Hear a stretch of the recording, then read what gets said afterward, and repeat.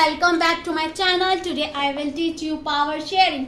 Okay, इस chapter में आज हम पढ़ेंगे कि पावर शेयरिंग, पहले समझ लेते हैं कि पावर शेयरिंग होता है क्या। पावर इसमें क्या है कि जो पावर शेयरिंग है वो कैसे कैसे डिवाइड होती है डेमोक्रेसी में, और पावर शेयरिंग क्यों इम्पोर्टेंट है, क्यों डिजायरेबल है।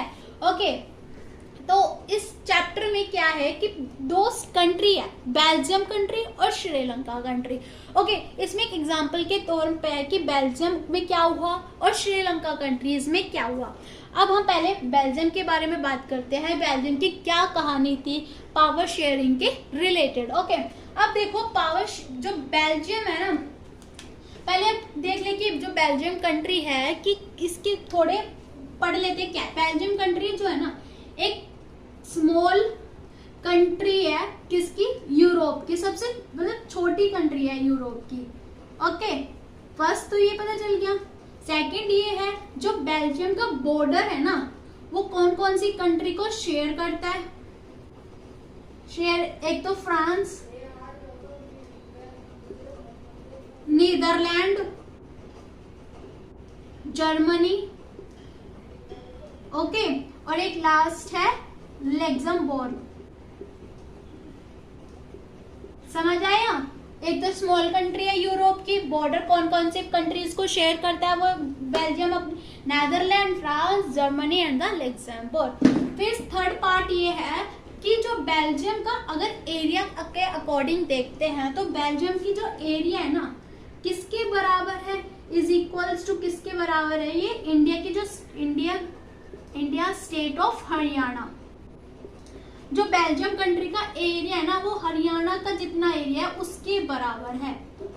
ओके, किसके बराबर है, हरियाणा के।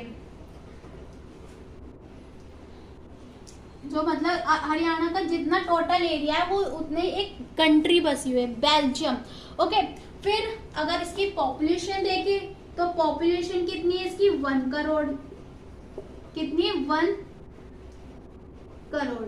ठीक है, अब हम इसको बेल्जियम को ना मैप के अकॉर्डिंग देखते हैं कि जैसे देखो बेल्जियम ये कंट्री है बेल्जियम की। ओके, ये एक बेल्जियम है, ठीक है, ऐसी बेल्जियम है, ये बेल्जियम है। इसमें क्या है, जो ये डिवाइड है बेल्जियम दो, इसमें टू, जो ऊपर का पार्ट है ना बेल्जियम कंट्री का ये वाला पार्ट, इसमें क्या है, इसमें जो 59% जो फैमिलिश वाले रीजन के लोग रहते हैं, फैमिलिश के, और वो क्या डच लैंग्वेज बोलते हैं, क्या, डच लैंग्वेज। ठीक है, और जो ये नीचे का वाला पार्ट है, ये नीचे वाला, ये जो है 40% जो है इसमें कौन रहता है, 40% इसमें वेलोनिया वाले रीजन रहते हैं और क्या स्पीक करते हैं, फ्रेंच लैंग्वेज।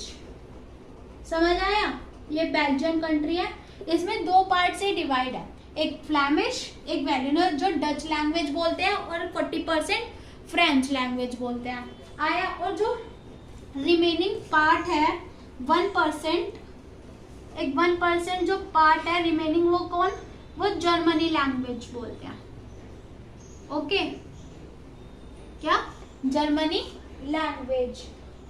तो ये बेल्जियम है। इसमें क्या है, इसमें ना यहाँ पे एक स्मॉल वो है, एक स्मॉल स्टेट है, मतलब कैपिटल है बेल्जियम की, ये जो है ना ये कैपिटल है। कैपिटल कौन सी है, ब्रुसेल। क्या है, ये कैपिटल है बेल्जियम की। अब इसका अकॉर्डिंग देख, ठीक है, ये जो इतना सा हुआ है कैपिटल है ब्रुसेल की। 45 इसमें क्या है, जो बेल्जियम में 59% तो फ्लैमिश जो डच लैंग्वेज बोलते हैं, 40% है जो फ्रेंच लैंग्वेज बोलते हैं, और जो 1% बचा है वो जर्मनी लैंग्वेज बोलते हैं। अब इसमें एक जो इसकी कैपिटल है इतनी सी जो ब्रुसेल, अब उसमें क्या है, जो ब्रुसेल में ना, ब्रुसेल में अपोजिट है, जैसे इसमें तो डच लैंग्वेज 59 और फ्रेंच लैंग्वेज इसमें 40%, और पर ब्रुसेल में क्या है, ब्रुसेल में जो है, ब्रुसेल में जो 80% है वो तो फ्रेंच लैंग्वेज बोलते हैं। ओके, आया समझ। और जो 20% है वो डच लैंग्वेज बोलते हैं। क्या समझ आए? जो बेल्जियम की कैपिटल है ब्रुसेल, उसमें 80% फ्रेंच लैंग्वेज बोलते हैं, 20% डच लैंग्वेज बोलते हैं। अब देखो, अब बेल्जियम की स्टोरी क्या थी पावर शेयरिंग के रिलेटेड। इसमें ना दो जो बताई थी, एक जो फ्रेंच लैंग्वेज थी ना, फ्रेंच और जो फ्रेंच और डच वालों के लैंग्वेजेस में टेंशन आ गया। क्या टेंशन आया? टेंशन बढ़ा। जो फ्रेंच वाले थे ज्यादा थे, डच क्या थे, कम लोग थे। तो इसमें क्या टेंशन आया? दो रीजन क्या था। स्पीकिंग कम्युनिटी थी और जो डच स्पीकिंग कम्युनिटी में टेंशन बढ़ने लगी। क्या कब हुई? ड्यूरिंग 1950 एंड 60 के बीच में, 19 और 50 के बीच में क्या हुआ? इनके बीच में टेंशन बढ़ने लगी, कॉन्फ्लिक्ट उसमें होने लगा।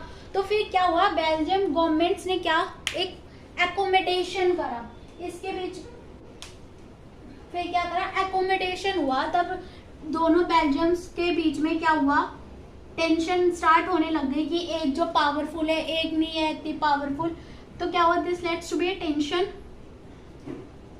Between French community, French speaking community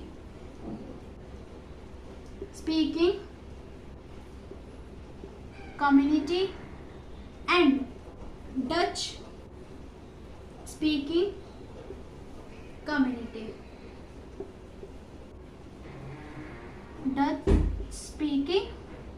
okay, tension बढ़ गया भाई कि ऐसे तो चलेगा नहीं, ऐसे तो कॉन्फ्लिक्ट आ जाएगा।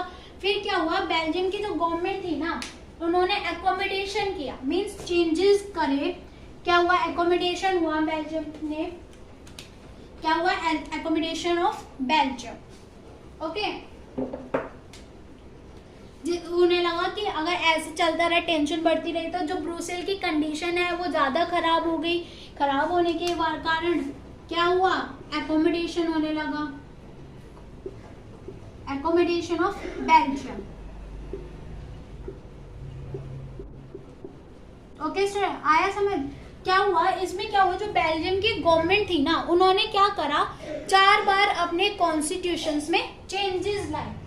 तब 1970 से लेके 1993 तक इन्होंने क्या करा? 4 टाइम क्या चेंजेस आते रहे इनके कॉन्स्टिट्यूशन। जो बेल्जियम गवर्नमेंट ने अपने कॉन्स्टिट्यूशन में क्या करा? चेंजेस लाए कि जो ये जो टेंशन है ये सारी हट जाए, और जो स्टेट है, जो कंट्री है, वो सही अच्छी बन जाए। ठीक है, तो क्या चेंजेस थे? फर्स्ट ये था कि जो इक्वल मिनिस्टर्स होंगे, equal minister in the central government. Okay, जो सेंट्रल गवर्नमेंट में इक्वल मिनिस्टर होंगे दोनों बिटवीन बोथ द कम्युनिटीज। फिर सेकंड चेंजेस क्या आया? सेकंड चेंजेस ये आया कि जो भी कोई भी स्पेशल लॉ बनाया जाएगा ना सेंट्रल गवर्नमेंट के थ्रू, जो भी स्पेशल लॉ बनाया जाएगा वो अप्रूव तब होगा कि जब दोनों कम्युनिटी एग्री होगी।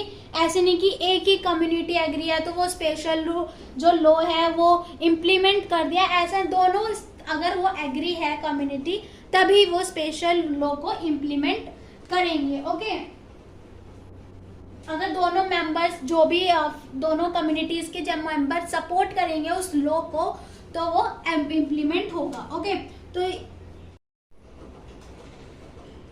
था बेल्जियम गवर्नमेंट ने थर्ड चेंजेस ये लाया अपना कॉन्स्टिट्यूशन में कि जो उन्होंने क्या करा? जो सेंट्रल गवर्नमेंट है ना, उन्होंने सेंट्रल गवर्नमेंट ने एक स्टेट गवर्नमेंट बनाई।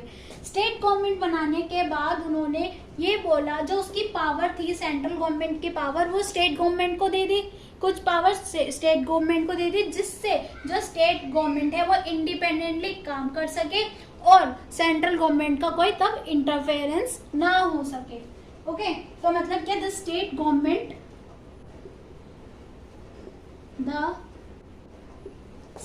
Government subordinate, the state government are not, okay, the state government are not subordinate to the central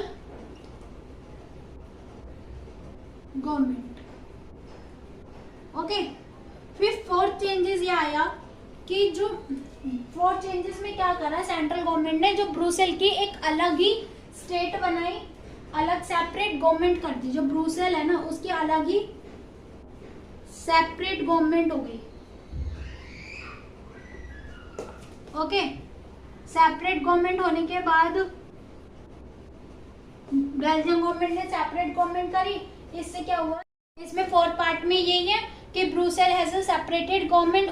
जो बेल्जियम गवर्नमेंट ने ब्रुसेल की अलग गवर्नमेंट बनाई, और उसमें जो उसमें दोनों कम्युनिटी थी, फ्रेंच और डच कम्युनिटी, उसके क्या होंगे, इक्वल क्या रिप्रेजेंटेटिव होंगे, इक्वल रिप्रेजेंटेटिव। ऐसे नहीं कि इसके अलग ज्यादा हुए फ्रांस के और डच के कम हुए, या डच के ज्यादा हुए या फ्रेंच के कम हुए। फोर्थ चेंजेस आया। फिर फिफ्थ चेंजेस क्या आया, फिफ्थ चेंजेस लास्ट चेंजेस था कि जो सेंट्रल गवर्नमेंट और स्टेट गवर्नमेंट के अलावा ना बेल्जियम गवर्नमेंट ने क्या करा, स्टेट और जो सेंट्रल गवर्नमेंट के अलावा एक और वो बनाई, कम्युनिटी क्या बनाए, कम्युनिटी गवर्नमेंट बनाए, कि जो एक सेंट्रल के और स्टेट गवर्नमेंट के अलावा क्या इट है, उसमें क्या बनाया इन्होंने, बोला कि सेंट्रल और स्टेट गवर्नमेंट तो है, इसके अलावा क्या होगी, स्टेट कम्युनिटी गवर्नमेंट भी होगी। ये चेंज ओके आया कि समझ कि फिफ्थ चेंजेस क्या था कि सेंट्रल और स्टेट गवर्नमेंट के अलावा एक कम्युनिटी गवर्नमेंट भी बनेगी। और तभी फिर बेल्जियम की तब ये चेंजेस आए ना, फिर जो बेल्जियम की जो कंडीशंस थी कंट्री की वो अच्छी होने लग गई। फिर उसके बाद जो टेंशन्स थी वो कभी दोबारा आए ही नहीं। तो इसलिए ये पता चला कि जो पावर शेयरिंग है वो इम्पोर्टेंट है। अगर इसमें पावर शेयरिंग डिवाइड नहीं करते तो ये टेंशन ऐसे ही बढ़ती रहती, इसकी कंडीशन और खराब हो जाती। ओके, बेल्जियम की स्टोरी यही थी कि कैसे पहले बेल्जियम क्या था, स्मॉल कंट्री था, अकॉर्डिंग इंडिया जो स्टेट है हरियाणा का उसके इक्वल है, 1 करोड़ उसकी पॉपुलेशन है, और उसकी फ्रांस और नेदरलैंड, जर्मनी, लग्जमबर्ग उसके बेल्जियम की जो बॉर्डर है उसको शेयर करती है। और फिर तब फ्रांस और कम्युनिटी और जो डच कम्युनिटी थी उनके बीच में टेंशन हुई, फिर गवर्नमेंट ने क्या क्या चेंजेस लाए। यही है सिर्फ बेल्जियम की कहानी, इतनी सी, बहुत इजी है ना। फिर ओके आज के लिए सिर्फ इतना ही। आपको अगर ये बेल्जियम की स्टोरी समझ आई हो तो प्लीज़ सब्सक्राइब और लाइक और शेयर करिए इस चैनल को।